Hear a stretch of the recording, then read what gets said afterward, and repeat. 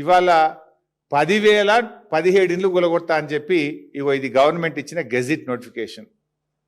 మూసీ పేరిట రేవంత్ రెడ్డి ప్రభుత్వం ఇచ్చిన గెజిట్ ఇది.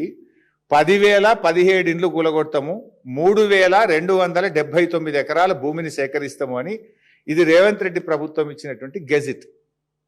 10,017 ఇండ్లు కూలగొట్టారట. 10,017 ఇండ్లు అంటే ఎన్ని లక్షల జీవితాలు కదా. ఒక్కొక్క ఇంట్లో 5-10 మంది ఉంటారు. ఒక్కొక్క ఇల్లు 3 అంతస్తులు ఉంటుంది. ఫస్ట్ ఫ్లోర్లు ఉంటారు, సెకండ్ ఫ్లోర్లు ఉంటారు, థర్డ్ ఫ్లోర్లు ఉంటారు. 1,00,000 జీవితాల్ని కూలుస్తా అంటున్నావు నువ్వు. ఇప్పటికే హైడ్రా పేరు మీద 1,00,000 జీవితాలు కూల్చినావు. ఇప్పుడు మూసీ పేరు మీద ఇంకో 1,00,000 జీవితాలు కూల్చడానికి నువ్వు తయారైనవు. It is the government gazette, నేను చెప్తలేను. 10,017 ఇండ్లు. గాంధీ విగ్రహం పెట్టడానికి 10,017 ఇండ్లు కూల్చడం అవసరమా?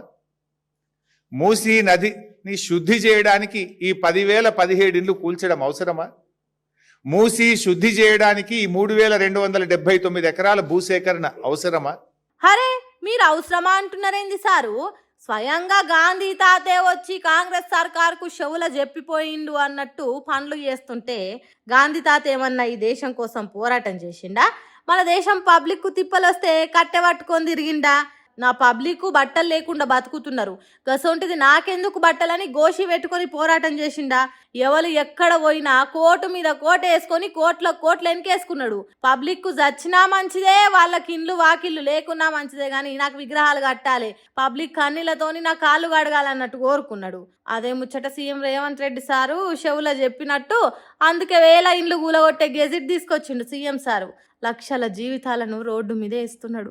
చిన్న చిన్న పిల్లల తల్లులను ఏడిపిస్తున్నాడు.